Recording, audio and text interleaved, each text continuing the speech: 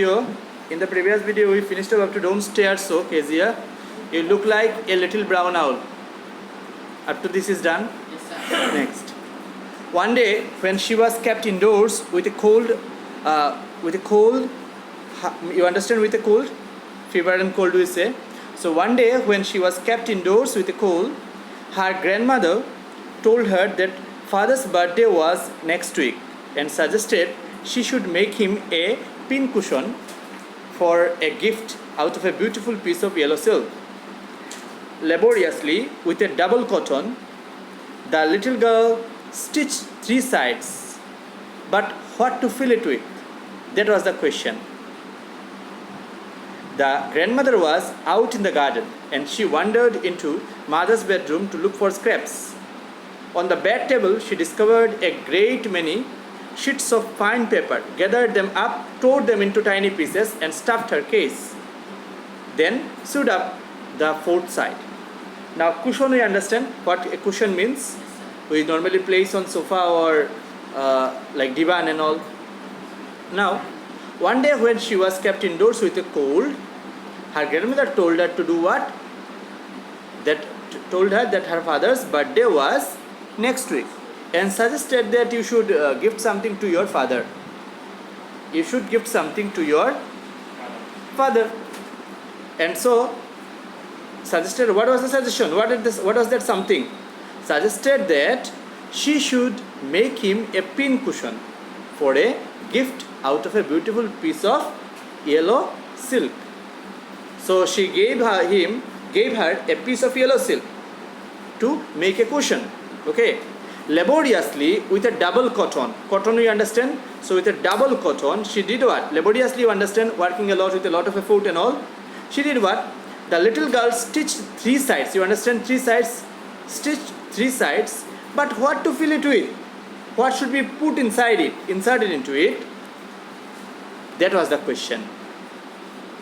The grandmother, you understand it? Because a cushion is to be filled in with something, for example, like pillows and other things, we fill it in. There is a cover, but inside it there is cotton or something of the kind. So just like that, what to fill it with? So she was wondering, so she was searching for it. And then what happened? The grandmother was out in the garden and she wandered means walked across and casually entered. Where did she enter? Into mother's bedroom. For what? To look for scraps, useless pieces of papers and all. Now, paper or cloth. Now what happened, you see? On the bed table, she discovered a great many sheets of fine paper. Clear? Bed table, you understand? The table just beside the bed. The table just beside the bed is known as bed table. Now what is said? On the bed table, she discovered a great many sheets of fine paper. Collected them all, tore them into small pieces. Tear, tore, torn, past form of tear. To tear something, tear a piece of paper, you know. So, to tore them, making them into pieces. So, she tore them into tiny pieces, stuffed her case, because three sides are already stitched. So, stuffed her case, it's like a case, stuffed her case, then sewed up the fourth side. Now it's all locked from all sides. Get it? Now what happened? That night, there was a hue and cry in the house. Father's great speech for the Port Authority had been lost. Rooms were searched. Servants questioned. Finally, mother came into Kezia's room. Kezia, I suppose you didn't see some papers on a table in our room? Oh yes, she said. I tore them up for my surprise. Now, father's speech that he wrote to deliver somewhere in a great event. Understood? So he was searching for that paper, those papers, and he was shouting, asking everybody. Even the servants were also asked. Later on, her mother came to ask whether Kezia had seen or not. She said, yeah, I saw. I took them and tore them up for surprise. Clear? What? Screamed mother. Hey, what you say? Come straight down to the dining room in this instant. Come at once to the dining room. It's all because of you, this hue and cry. She meant to say so. And She was dragged down to where father was pacing to and fro. Walking to and fro means from to and fro. Hands behind his back, hands behind his back like this, hands behind his back, one on another. Okay. Well, he said sharply. Mother explained. What is it? He stopped and stared at the child angrily. Did you do that? No, she whispered. Mother, go up to her room. Fetch down the damned thing. The surprise, the damned thing. See, there's the child is put to bed this instant. See that the child is put to bed this instant. Now, put to bed means, what is it? Fetch means collect down the damned thing. Number one point is clear. See that the child has put to bed this instant. Okay. Now what does it mean? The next line will help you in understanding it. Crying too much to explain, she lay in the shadowed room watching the evening light make a sad little pattern on the floor. Now, what happened? Father was angry and father said, go away from my sight and lie there on the bed this instant. Clear? The child was crying so expediently that it cannot be explained even. Clear? And she lay there in the shadowed room full of shadow, watching the evening light. You understand it? Watching the evening light make a sad little pattern on the room, because evening light does what? It makes it falls flattened, and as a result, whatever comes on its way, it makes shadow of it, and it can be seen reflected there in the room. Clear? Shadows made. Then father came into the room with a ruler in his hands. Ruler in his hands. I am going to beat you for this, he said. Oh, no, she screamed, hiding under the bedclothes. He pulled them aside. She hid under the bedclothes. He pulled the bedclothes aside. Sit up, he ordered. Hold out your hands like this when you are punished. 1, 2, 3, 4, hold out your hands. You must be taught once and for all not to touch what does not belong to you. You should be taught at once for all, and means forever. You should be taught forever. You should be taught forever. Taught forever what? For all, not to touch what does not belong to you. Means you should be taught forever not to touch what does not belong to you. Clear? The meaning is clear? You should learn at this moment that you should not touch the things that do not belong to you. Clear? But it was for your birthday. Now the baby crying and said, but Papa, it was for your birthday. It was for your birthday. The moment the father heard this, what happened to him, you see? Down came the ruler on her little pink palms. Probably something happened or something did not happen. Let's see. Down came the ruler on her little pink palms. Take. So, down came the ruler on her little pink palms. Father didn't listen to it. Hours later, when grandmother had wrapped her in a shawl and rocked her in the rocking chair, the child clung to her soft body. Hours later, when the grandmother had wrapped her in a shawl, covered her in a shawl, you understand it? Hours after the punishment and all was over, grandmother covered her in a shawl, rocked her in a rocking chair. Rocked her in a rocking, you understand? Mona ghumalo, shuna juralo naki, or whatever is like this. It lalabi. Shuna ghumalo, para juralo. Okay. So like this, she was just rocking her in the rocking cradle. You know it. And then what happened? So, rocking chair, the child clung to her soft body. Clung to her soft body. Clinging something, you understand, holding tight with fingers and all. So, clung to her soft body. Now what happened, you see?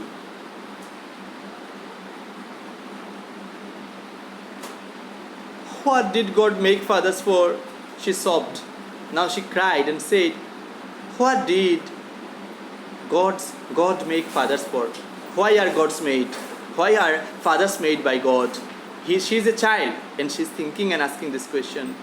Here is a clean hanky, darling. Blow your nose.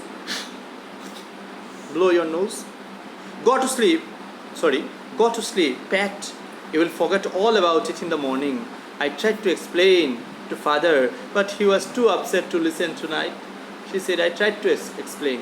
What is it? Now the grandmother replied, here is a clean handkerchief. Use it to, you understand, blow your nose means you understand it now?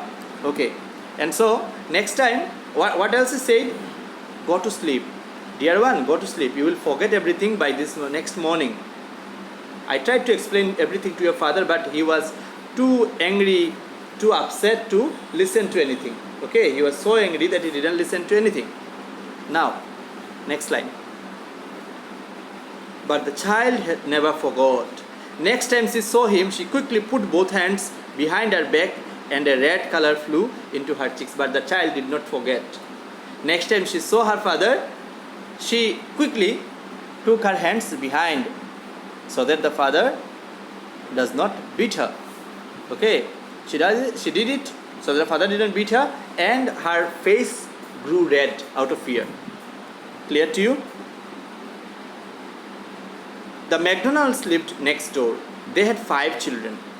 Looking through a gap in the fence, the little girls saw them playing tag in the evening. Tag is actually a children's game of catching one another.